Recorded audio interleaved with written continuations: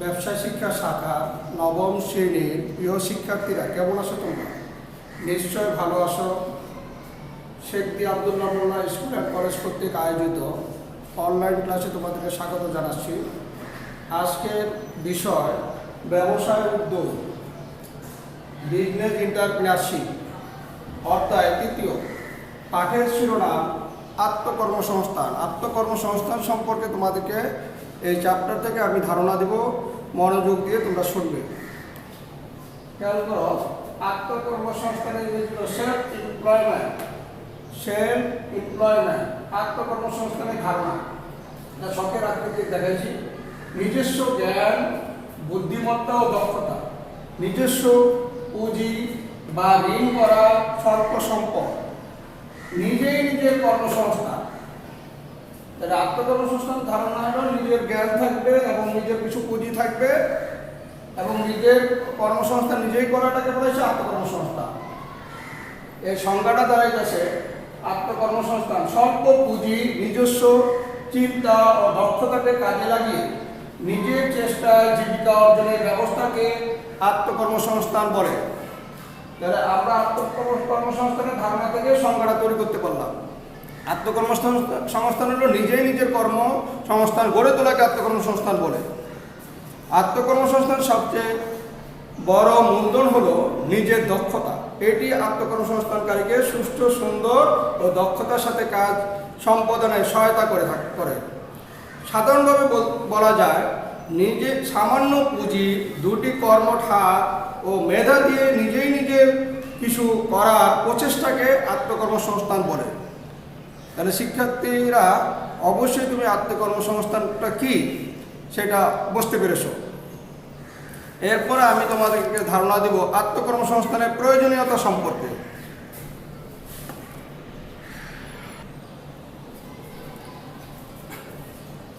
শিক্ষার্থী বন্ধুরা,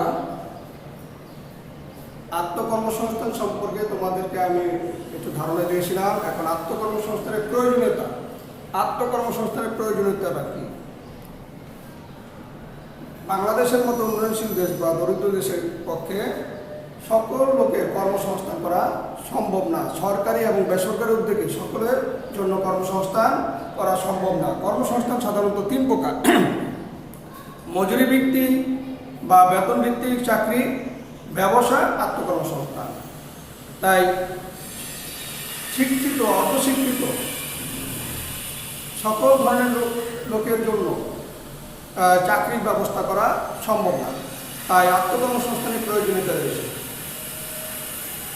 বাংলাদেশের জনসংখ্যা বেশি হয়, এখানে চাকরি সুযোগ কম। সরকারি বেসরকারি প্রতিষ্ঠানে বিশাল জনগোষ্ঠী কর্মসংস্থান সম্ভব না। এক্ষেত্রে ব্যক্তি নিজেই আত্মকর্মসংস্থানমূলক পেশায় নিয়োজিত হয়ে অর্থ উপার্জন করতে পারবে এবং এর মাধ্যমে সমাজ বিরোধী কাজ সে লিপ্ত না হয়ে, তরুণ সমাজরা সমাজ বিরোধী কাজে লিপ্ত না হয়ে দেশের উন্নয়নে অবদান রাখতে পারবে।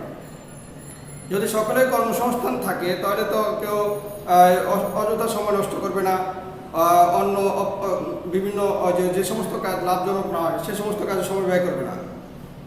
আত্মকর্মসংস্থানের প্রয়োজনীয়তার জন্য আমি কয়েকটা পয়েন্ট লিখছি, তোমরা খেয়াল করো। এই পেশায় আয় বাড়ার সম্ভাবনা অসীম। সামাজিক মর্যাদা বাড়ে। এই পেশার মাধ্যমে সামাজিক মর্যাদা বাড়ে। যন্ত্রপাতি ও কাঁচামালের জন্য আত্মকর্মসংস্থান করা সহজ হয়। এটি একটি স্বাধীন পেশা। তুমি নিজে এই পেশা তোমার ইচ্ছা মতো পরিচালনা করতে পারবে। এটা লাভজনক, যেভাবে লাভজনক সেভাবে তুমি পরিচালনা করতে পারবে নিজের ইচ্ছা মতো। এটি একটি স্বাধীন পেশা। তরুণ সমাজকে অসামাজিক কাজ থেকে বিরত রাখে। গ্রামীণ সমাজ ও অর্থনৈতিক উন্নতিতে ভূমিকা রাখে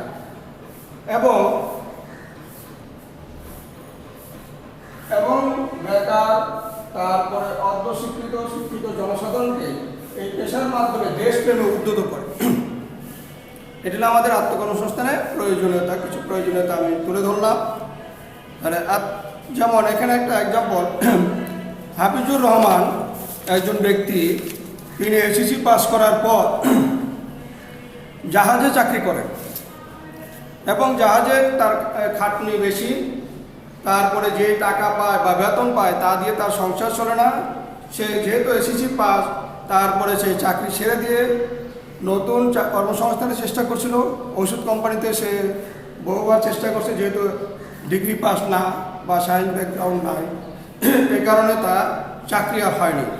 পরবর্তীতে সে হতাশ না হয়ে নিজের গ্রামে, নিজের বাড়িতে যেগুলো বাড়ির আশেপাশে পতিত জমি আছে, সেখানে সে চাষবাস করে, করলা চাষ করে তিনি পরবর্তীতে বিভিন্ন ধরনের সবজি চাষ করে আসছে, স্বাবলম্বী হয়েছেন। অন্যের অধীনে সে আর চাকরি করছেন না এবং নিজে তার পরিবার পরিজন সকলকে পরিচালনা করার মতো, ভরণ পোষণ করার মতো তার ক্ষমতা হয়েছে বা সামর্থ্য হয়েছে। এই যে নিজে নিজে কিছু করার এই প্রচেষ্টাকে বলা হয় আত্মকর্মসংস্থান। তো এই যে দারিদ্রতা, অভাব, এই হাফিজুর রহমানকে এখন স্বাবলম্বী করছে, তাহলে আত্মকর্মসংস্থানের প্রয়োজনীয়তা রয়েছে। এরপরে আমরা আত্মকর্মসংস্থানের পরে প্রয়োজনীয়তা তোমাদেরকে ধারণা দিলাম। বাংলাদেশের আর্থসামাজিক অবস্থা বিবেচনায় আত্মকর্মসংস্থানের উপযুক্ত ও লাভজনক ক্ষেত্র কী কী সেটা সম্পর্কে একটু ধারণা দিব। শিক্ষার্থী বন্ধুরা, আত্মকর্মসংস্থানের উপযুক্ত ও লাভজনক ক্ষেত্র চিহ্নিত করার ক্ষেত্রে স্বল্প মূলধন ও নিজের শ্রম দিয়ে সহজে যেসব কাজ করা যায় এবং সেগুলো আত্মকর্মসংস্থানের উপযুক্ত ক্ষেত্র হিসেবে বিবেচিত হয়। সহজ গঠন ও সম্পদের সদ্ব্যবহার করা যায় বলে এটি হলো জীবিকা অর্জনের লাভজনক উপায়। আত্মকর্মসংস্থান উল্লেখযোগ্য ও উপযুক্ত লাভজনক ক্ষেত্র হলো, যেমন গবাদি পশু ও হাঁস মুরগির খামার, হস্তচালিত কাজ, তারপরে টেইলারিং, সবজি চাষ, এগুলো করে আত্মকর্মসংস্থান করা সম্ভব। মোবাইল সার্ভিসিং, কম্পিউটার সার্ভিসিং, লবণ উৎপাদন, মৎস্য চাষ, এই ধরনের উপযুক্ত ক্ষেত্রগুলো, আরও অনেকগুলো উপযুক্ত ক্ষেত্র আছে। এই ক্ষেত্রগুলো সহজেই একজন বেকার যুবক নিজের কর্মসংস্থান করতে পারে। যেমন গবাদি পশু, হাঁস মুরগি লালন পালন করে, অথবা ডেইরি ফার্ম বা যেটাকে বলা হয় গরুর খাবার, সেটা করেও সে লাভবান হতে পারে সহজে। এবং সবজি চাষ, বাড়ির আশেপাশে আঙ্গিনা থাকে অথবা পতিত জমি থাকে, সেখানে সে সবজি চাষ করে নিজের জীবিকা নির্বাহ করতে পারে এবং লাভজনক উপযুক্ত ক্ষেত্র হিসাবে সেটা বিবেচনা করতে পারে। তারপরে মোবাইল সার্ভিসিং, বর্তমানে ইন্টারনেট এবং মোবাইলের যুগ, বর্তমান যুগে এই মোবাইল ছাড়া চিন্তাই করা যায় না। এই মোবাইলের মাধ্যমে সমস্ত কিছু সারা বিশ্বের সাথে যোগাযোগ রাখা সম্ভব। এই মোবাইল সার্ভিসিং, সকলেই মোবাইল দেখা যায় কোনো না কোনো সময় সমস্যা দেখা দেয়, তখন মোবাইল সার্ভিসিং যারা করে, মানে সার্ভিস করে দেয়, ব্যবহার উপযোগী করে দেয়, যার মাধ্যমে সে তার কর্মক্ষেত্র গড়ে তুলতে পারে এবং এর মাধ্যমে সে তার জীবিকা নির্বাহ করতে পারে। কম্পিউটার সার্ভিসিং, কম্পিউটার মেরামত বা কম্পিউটার সমস্যা থাকলে তার সমস্যা সলভ করে কম্পিউটার ব্যবহার উপযোগী করে অর্থ উপার্জন করতে পারে। মৎস্য চাষ, গ্রামের বাড়িতে পতিত পুকুর যেগুলো পরিবেশে অথবা জমিতে অনেক যুবকরা, শিক্ষিত যুবকরা মাছ চাষ করে আজকে স্বাবলম্বী হয়েছে। এটা উপযুক্ত লাভজনক ক্ষেত্র আত্মকর্মসংস্থানের জন্য।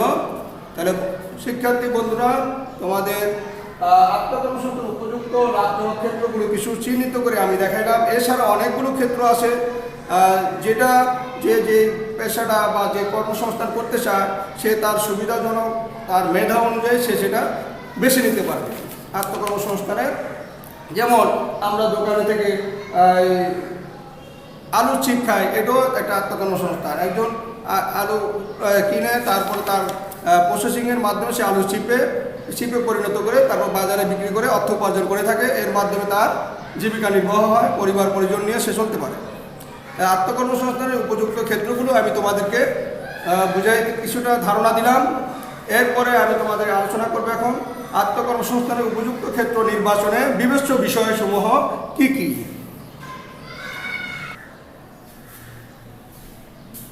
শিক্ষার্থী বন্ধুরা, আত্মকর্মসংস্থানের উপযুক্ত ক্ষেত্র নির্বাচনে বিবেচ্য বিষয়। আত্মকর্মসংস্থান যদি আমরা গড়ে তুলতে চাই, সেই জন্য আমরা কি কি বিষয় বিবেচনা করব। সেই বিবেচ্য বিষয়গুলো আমি এখানে পয়েন্ট আকারে লিখছি। প্রত্যেকটা পয়েন্ট আমি তোমাদেরকে একটু আলোচনা করব, ধারণা দিব, মনোযোগ দিয়ে শুনবে। সঠিক পণ্য নির্বাচন। সঠিক পণ্য নির্বাচন। ব্যবসার জন্য সঠিক পণ্য নির্বাচন সাফল্য লাভের একটি পূর্ব শর্ত।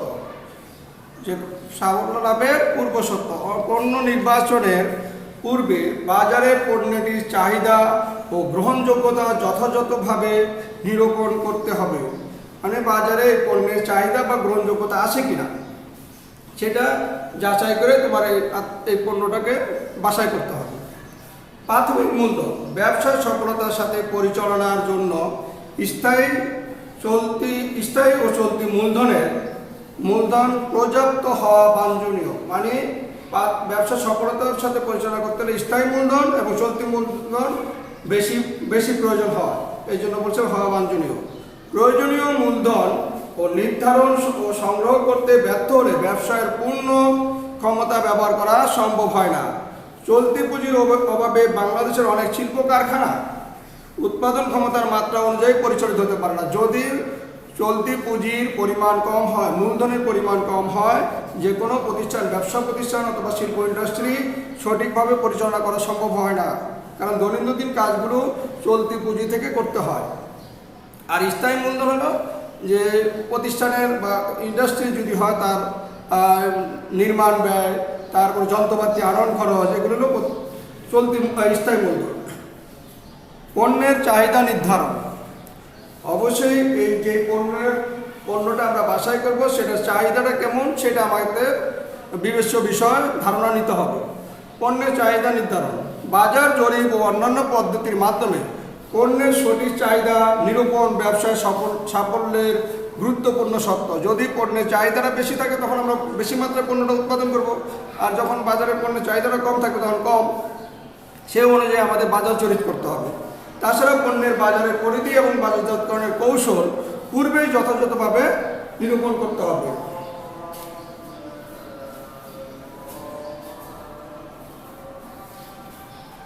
অভিজ্ঞতা ও শিক্ষা। উদ্যোক্তার ব্যবসা সম্পর্কে পূর্ব অভিজ্ঞতা এবং ব্যবস্থাপনা বিষয়ে উপযুক্ত শিক্ষা ব্যবসায় সফল হতে সাহায্য করে। গবেষণার ফল থেকে দেখা গেছে যে কোনো ব্যবসায় ব্যর্থতার প্রধান কারণ হচ্ছে মালিকদের পূর্ব অভিজ্ঞতা ও ব্যবস্থাপনা কলা কৌশল সম্পর্কে জ্ঞানের অভাব।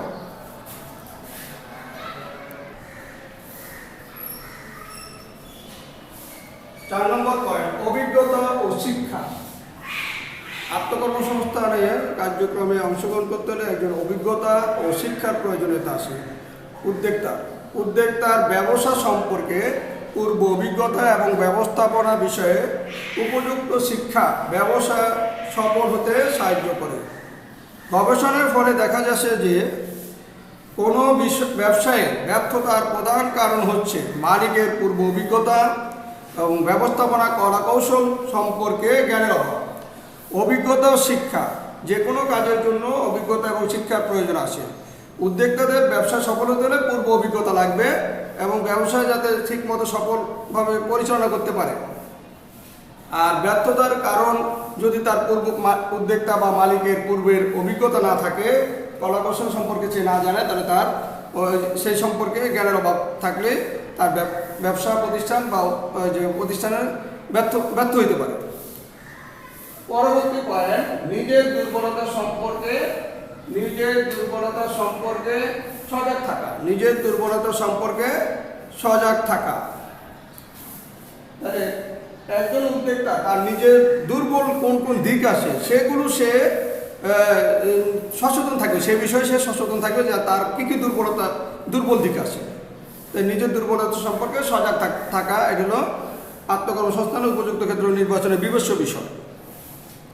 দ্বিতীয়ত, পরবর্তী 6 নম্বর পয়েন্ট, যৌথ উদ্যোগ। এককভাবে যে কোনো কাজ করা সফলতার সাথে করা কঠিন, কিন্তু যৌথভাবে কাজ করতে পারলে সফলতার সম্ভাবনা বেশি। যেমন একজন উদ্যোক্তা পারিবারিক সহযোগিতা নিতে পারে। পারিবারিক সহযোগিতা ও যৌথ উদ্যোগে ব্যবসায় সফলতা অর্জনের একটি গুরুত্বপূর্ণ উপাদান। যে সকল ব্যবসায় যৌথ উদ্যোগে পরিচালিত আসে সে সকল ব্যবসায় বেশি সফল হতে দেখা যায়। মানে যৌথ উদ্যোগে যে সমস্ত ব্যবসা প্রতিষ্ঠান পরিচালিত হচ্ছে সেগুলো সফলতার ভাগ বেশি, এবং এককভাবে যে সমস্ত ব্যবসা প্রতিষ্ঠান পরিচালনা হয় বা শিল্প ইন্ডাস্ট্রি পরিচালনা হয় সেই ক্ষেত্রে দেখা যায় ব্যর্থতার পরিমাপটা একটু বেশি। তো যৌথ উদ্যোগ সম্পর্কে আমরা জানলাম। পরবর্তী 7 নম্বর পয়েন্ট, সঠিক কর্মী নির্বাচন। সঠিক কর্মী নির্বাচন। যত্রতত্র বা নিজের ইচ্ছামতো কর্মী নিয়োগ দিলে চলবে না। প্রতিষ্ঠানের জন্য যে সমস্ত কর্মী প্রয়োজন তাদেরকেই নিয়োগ দিলে প্রতিষ্ঠানটা সফলতার সাথে লাভজনকভাবে পরিচালিত হবে। খেয়াল করো, ব্যবসা পরিচালনার জন্য যেসব কর্মী নিয়োগ করা হবে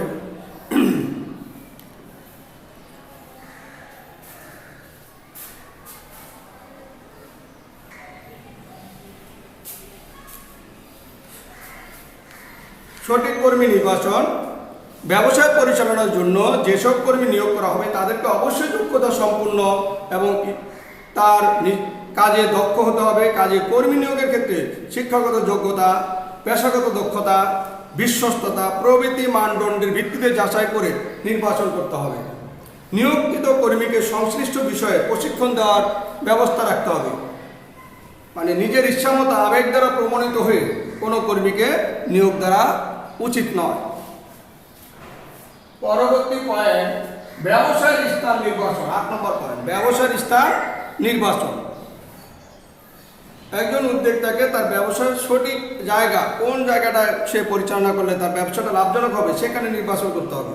যেমন ব্যবসায়ী স্থান নির্বাচনের ক্ষেত্রে কাঁচামালের সহজলভ্যতা, বাজারজাতকরণের সুবিধা, অবকাঠামোগত সুবিধা মানে যাতায়াতের সুবিধা প্রভৃতি বিষয়ের প্রতি লক্ষ্য রাখতে হবে, যে সহজে কাঁচামাল পাবে এই ধরনের জায়গায় সে ব্যবসা প্রতিষ্ঠানটা পরিচালনা করবে, এবং তার সেখান থেকে বাজারজাত করতে বিভিন্ন জায়গায় পাঠাতে তার সুবিধা এবং রাস্তাঘাট ভালো, এই ধরনের জায়গা তার স্থানটা বা ব্যবসার স্থানটা নির্বাচন করা প্রয়োজন। তারপরে দেখি সঠিক প্রযুক্তি ব্যবহার। 9 নম্বর পয়েন্ট, সঠিক প্রযুক্তি ব্যবহার। অবশ্যই উদ্যোক্তাকে উৎপাদন করার ক্ষেত্রে সঠিক প্রযুক্তি ব্যবহার করার প্রয়োজন। উৎপাদন প্রক্রিয়ার সঠিক প্রযুক্তি ব্যবহার এবং প্রয়োজন মতো স্থানীয় আমদানিকৃত প্রযুক্তির সংমিশ্রণ ব্যবসায় সাফল্য অর্জনে পথটা সুন্দর করে দেয়। ব্যবসা শুরু করার পূর্বে উদ্যোক্তাদের এ বিষয়ের উপর বিশেষ গুরুত্ব আরোপ করতে হবে যে সঠিক প্রযুক্তিটা কিভাবে আমরা ব্যবহার করবো। একসময় অনেক কিছু হাতে তৈরি করা হতো, এখন সমস্ত কিছুই যেমন বেকারি সামগ্রী, পাউরুটি এবং বিস্কুট এখন সবই করা মেশিন দ্বারা তৈরি করা হয়। প্রযুক্তির ব্যবহার। পরবর্তী পয়েন্ট, ব্যবসায় ঝুঁকি মোকাবেলার উপায়। ব্যবসা প্রতিষ্ঠান পরিচালনা করলে অবশ্যই ঝুঁকি থাকবে।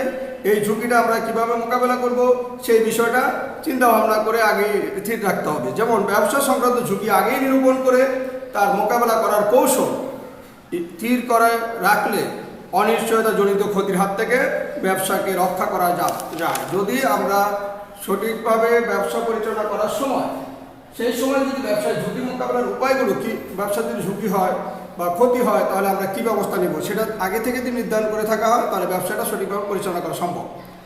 ব্যর্থতা থেকে শিক্ষা। পরবর্তী পয়েন্ট 11 নম্বর পয়েন্ট, ব্যর্থতা থেকে শিক্ষা। আমরা যে কোনো কাজে যদি সফল না হই, ব্যর্থ হই, সেখান থেকে আমাদেরকে শিক্ষা গ্রহণ করা উচিত যে কেন আমি ব্যর্থ হলাম। এই ব্যর্থতা থেকেই আমার শিক্ষা গ্রহণ করা উচিত যাতে আমি আগামীতে সফল হতে পারি, সেই ব্যবস্থাটা নেওয়া উচিত। ব্যবসায় একবার ব্যর্থ হলে ব্যর্থতার কারণগুলো পুঙ্খানুপুঙ্খানুরূপে বিশ্লেষণ করে হতাশ হওয়ার পরিবর্তে শিক্ষা গ্রহণ করে নতুনভাবে কাজ করার মাধ্যমে ব্যবসায় সাফল্য আমার অনিবার্য। তারপরে আসি পরের পয়েন্ট, সুষ্ঠু ব্যবসায় পরিকল্পনা প্রণয়ন। সুষ্ঠু ব্যবসায় পরিকল্পনা প্রণয়ন। কোনো ব্যবসার সফলতা অর্জন করতে হলে একটা সুষ্ঠু পরিকল্পনা প্রয়োজন। ব্যবসার সফলতা অর্জনের একটি গুরুত্বপূর্ণ বিষয় হলো সঠিক ব্যবসা পরিকল্পনা প্রণয়ন। ব্যবসার হাত দেওয়ার পূর্বে ব্যবসার কাজ কখন, কিভাবে, কোথায় করা হবে ও এর অগ্রিম চিন্তাভাবনাটাকে বলা হয় ব্যবসায় পরিকল্পনা। একটা সুষ্ঠু সুন্দর পরিকল্পনা এবং দিক নির্দেশনা একটা ব্যবসাকে সফলতা এনে দিতে পারে। শিক্ষার্থী বন্ধুরা, তাহলে আমি আত্মকর্মসংস্থান উপযুক্ত ক্ষেত্র নির্বাচনের বিবস্ব বিষয়গুলো তোমাদের কাছে আলোচনা করলাম। নিশ্চয়ই তোমরা মনোযোগ দিয়ে শুনছ। পরবর্তীতে আমি আলোচনা করব আত্মকর্মসংস্থানের উদ্যোগকরণে করণীয়, মানে আত্মকর্মসংস্থানটা যাতে সবাই করতে চায় তাকে কীভাবে উৎসাহিত করা যায়, এই উৎসাহিত করার জন্য আমরা কী কী করতে পারি।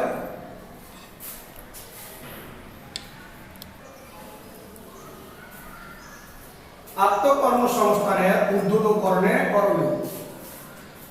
আত্মকর্মসংস্থানে উৎসাহিত করার জন্য কি কি আমরা পদক্ষেপ নিতে পারি। বর্তমানে যুব ও তরুণ সমাজ আগামী প্রজন্মকে আত্মকর্মসংস্থানে উদ্বুদ্ধ করতে বিভিন্ন পদক্ষেপ গ্রহণ করা প্রয়োজন। মানে বর্তমান যুব এবং তরুণ সমাজকে যদি আমরা আত্মকর্মসংস্থানে উৎসাহিত করার জন্য কি কি পদক্ষেপ গ্রহণ করতে পারি সেগুলো আমি একটু আলোচনা করব। খেয়াল করবো তোমরা। শিক্ষার্থীদের অনুপ্রাণিত করতে হবে এ বলে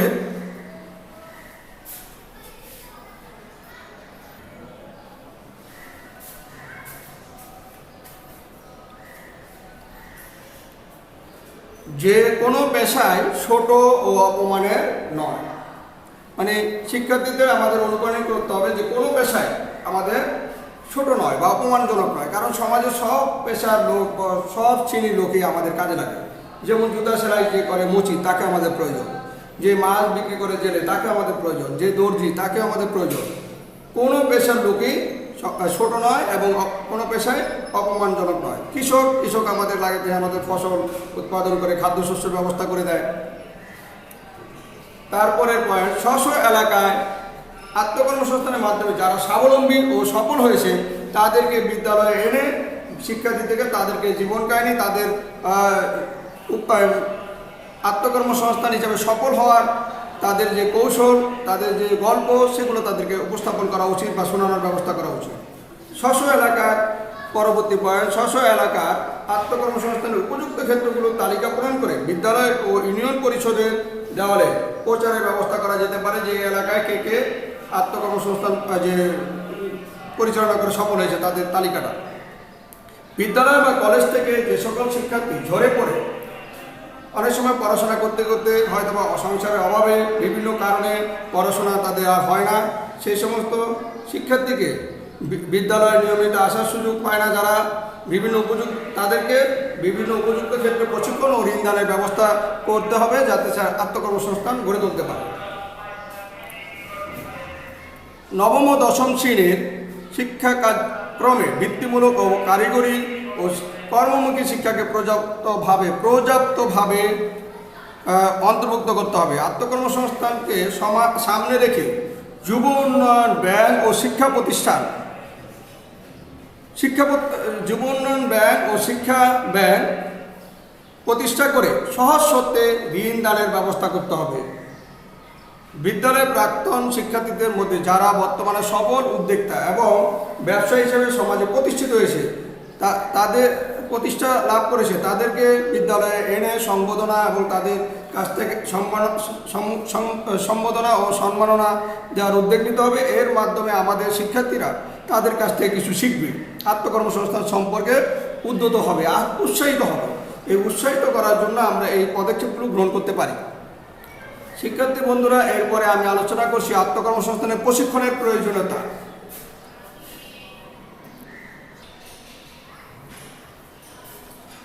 আত্মকর্মসংস্থানে প্রশিক্ষণের প্রয়োজনীয়তা। যে কোনো কাজ সুন্দরভাবে করতে হলে, সঠিকভাবে করতে হলে প্রশিক্ষণের প্রয়োজন আছে। আত্মকর্মসংস্থানের ক্ষেত্রে প্রশিক্ষণের প্রয়োজনীয়তা রয়েছে। কোনো বিশেষ কাজ যথাযথভাবে সম্পাদন করার স্বার্থে এবং জ্ঞান ও দক্ষতা বৃদ্ধির জন্য প্রশিক্ষণ একান্ত প্রয়োজন। প্রশিক্ষণ কর্মদক্ষতা ও যোগ্যতা বৃদ্ধি করে। প্রশিক্ষণ হলো সর্বস্তরের কর্মীদের জ্ঞান ও দক্ষতা বৃদ্ধি করে। মানসিকতা বিকাশের অবিরাম নিয়মিত প্রচেষ্টা যাতে তাদের যোগ্যতা ক্রমশ বৃদ্ধি পেতে থাকে এবং প্রতিষ্ঠানটি লাভবান হয়। কোনো কর্মীকে সঠিক কাজে নিয়োগ করার পূর্বে তাকে প্রশিক্ষণ বা ট্রেনিং করার ব্যবস্থা করতে হবে। প্রশিক্ষণের কিছু প্রয়োজনীয়তা রয়েছে। এই প্রশিক্ষণের প্রয়োজনীয়তা কয়েকটা পয়েন্ট আমি লিখছি, এই পয়েন্টগুলো সম্পর্কে আমি আলোচনা করব। শিক্ষার্থীরা তোমরা মনোযোগ দিয়ে শুনবে। কার্য, প্রকৃতি ও পরিবেশের সাথে পরিচিতি। আমি যেই কর্মসংস্থানে গেলাম সেইখানে পরিবেশটা কি, তার চারিপার্শ্বিকটা কি, সেটা জানানোর জন্য আমার পরিবেশ যে প্রশিক্ষণের প্রয়োজনীয়তা আছে। যেমন প্রতিষ্ঠানের কর্মের প্রকৃতি, যে কর্মে আমি জয়েন করবো বা যে প্রতিষ্ঠান, সেখানে কর্মটা কী, প্রতিষ্ঠানের কর্মের প্রকৃতি ও কর্ম পরিবেশের সাথে পরিচিত হওয়া নতুন বা নবনিযুক্ত কর্মীদের জন্য আবশ্যক। প্রশিক্ষণ ব্যবস্থা নতুন কর্মীদের কর্ম পরিবেশের সাথে পরিচয় করিয়ে দেয়। দ্বিতীয়, কর্মীদের দক্ষতা বৃদ্ধি। প্রশিক্ষণের মাধ্যমে কর্মীর দক্ষতা বৃদ্ধি করে। প্রশিক্ষণ কী করে? একজন কর্মীর দক্ষতা বৃদ্ধি করে। সে নতুন হোক আর পুরাতন হোক, প্রত্যেকটা ক্ষেত্রে প্রশিক্ষণ নিলে তার দক্ষতা বাড়বে। তাই নতুন পুরাতন সকল কর্মীর জন্য প্রশিক্ষণ প্রয়োজনীয়তা রয়েছে। সম্পদের সদ্ব্যবহার।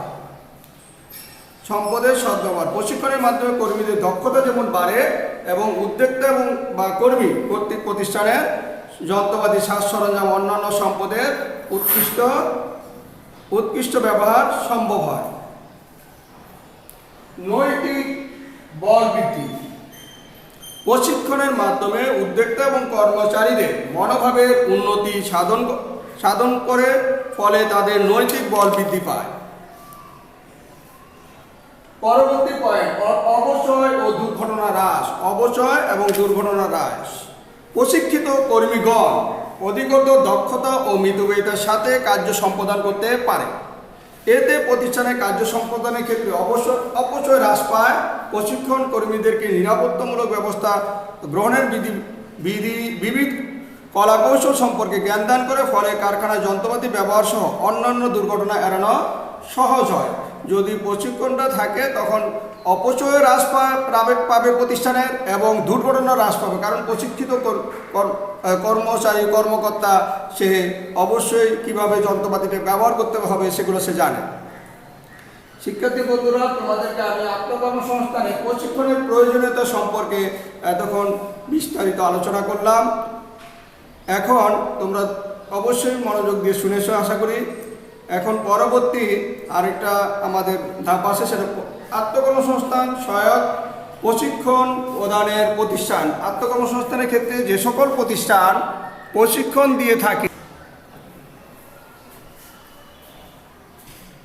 আত্মকর্মসংস্থানে সহায়ক প্রশিক্ষণ প্রদানকারী প্রতিষ্ঠান, যে সকল প্রতিষ্ঠানগুলো আত্মকর্মসংস্থান গড়ে তোলার জন্য প্রশিক্ষণ দিয়ে থাকে, প্রশিক্ষণ দিয়ে তাদেরকে আত্মকর্মসংস্থান করতে উদ্যোক্তাদেরকে সহায়তা করে থাকে বা উৎসাহিত করে থাকে, সেই প্রতিষ্ঠানগুলোর নাম আমি লিখছি। এখন সেগুলো সম্পর্কে আমি কিছু তোমাদের সংক্ষিপ্ত ধারণা দেব, খেয়াল করো। Bangladesh institute of management. Bangladesh institute of management এর কাজ হলো বাংলাদেশ ব্যবস্থাপনা ইনস্টিটিউট শিল্প মন্ত্রণালয়ের অধীন একটি স্বায়ত্তশাসিত প্রতিষ্ঠান। নির্দিষ্ট ফিয়ের বিনিময়ে একটি আত্মকর্মসংস্থান ও উদ্যোগ উন্নয়নে বিভিন্ন বিষয়ে প্রশিক্ষণ দিয়ে থাকে। প্রধান কর্মসূচির মধ্যে রয়েছে, এদের প্রধান কর্মসূচির মধ্যে রয়েছে ক্ষুদ্র শিল্প স্থাপন প্রক্রিয়া ব্যবস্থাপনা, নতুন শিল্প প্রতিষ্ঠাকরণ, মহিলা উদ্যোক্তাদের উন্নয়ন প্রভৃতি। এগুলো বাংলাদেশ ইনস্টিটিউট অফ ম্যানেজমেন্টের প্রশিক্ষণ প্রদানকারী প্রতিষ্ঠানের কাজ। পরবর্তী 2 নম্বর প্রতিষ্ঠান মহিলা বিষয়ক মন্ত্রণালয়। মহিলা বিষয়ক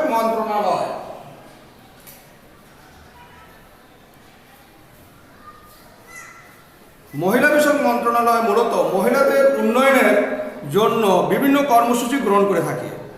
বিশেষ করে গ্রামের দুস্থ, শিক্ষিত, অর্ধশিক্ষিত মহিলাদেরকে স্বকর্মসংস্থানের সুযোগ করে দেওয়ায় এদের উদ্দেশ্য হলো গ্রামের দুস্থ, শিক্ষিত, অর্ধশিক্ষিত মহিলাদেরকে কর্মসংস্থান গড়ে দেওয়াই তাদের মূল উদ্দেশ্য।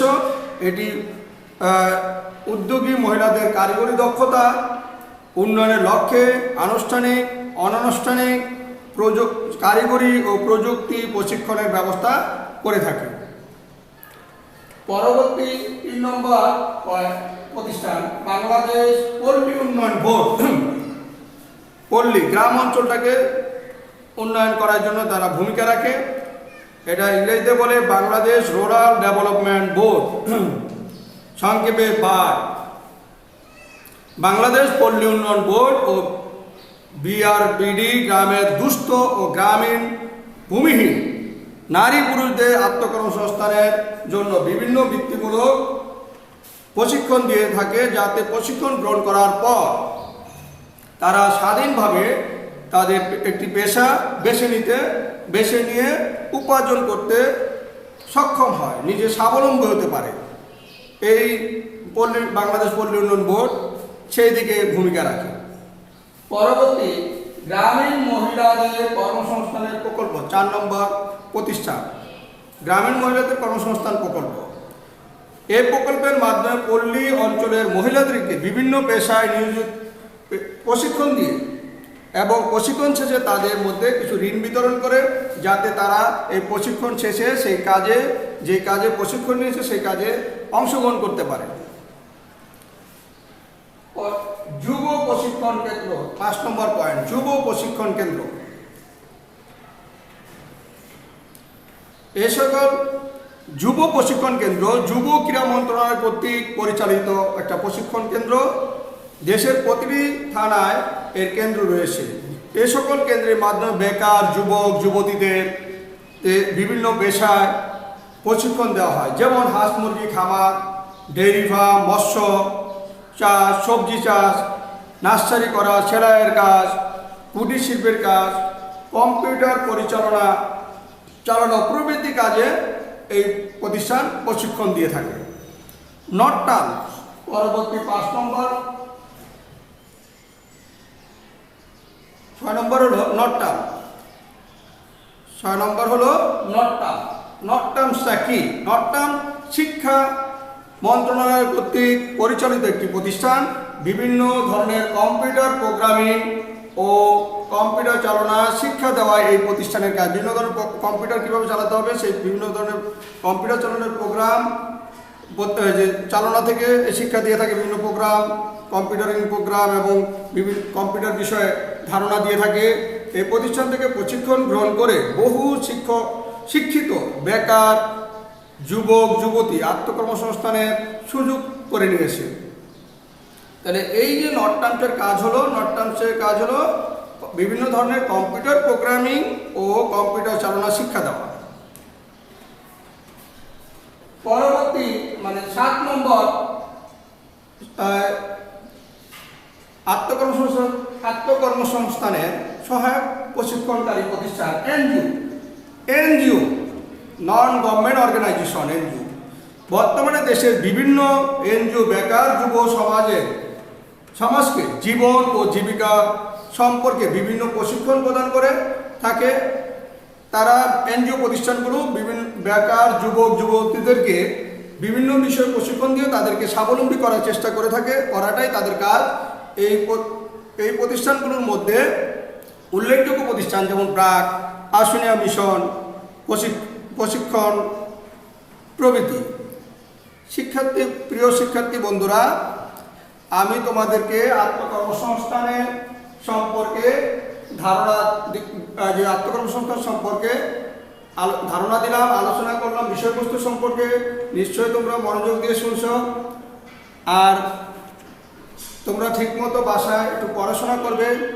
করোনা পরিস্থিতির কারণে আমাদের ক্লাস শ্রেণীকক্ষে শিক্ষাদান কর্মসূচি হয়তোবা আমরা নিতে পারছি না, কিন্তু অনলাইনে করেও আমরা তোমাদের শিক্ষা কার্যক্রম চালিয়ে যাচ্ছি। তোমরা মনোযোগ দিয়ে বাসায় একটু পড়াশোনা করবে। আশা করি তোমাদের পড়াশোনা কন্টিনিউ করতে পারবে। এই প্রত্যাশা রেখে আগামীতে আবার ব্যবসা উদ্যোগের কোনো একটা চ্যাপ্টার নিয়ে তোমাদের সাথে আমি আলোচনা করব। আর এই আলোচনাটা ঠিকমতো মনোযোগ সহকারে শুনে বই পুস্তক একটু দেখবে, অবশ্যই তোমরা উপকৃত হবে। এই পর্যন্ত শিক্ষার্থীরা, তোমরা আজকে পর্যন্ত তোমাদের সাথে আমার সাক্ষাৎ হলো। তোমরা ভালো থেকো, সুস্থ থেকো, সুন্দর থেকো। আল্লাহ হাফেজ।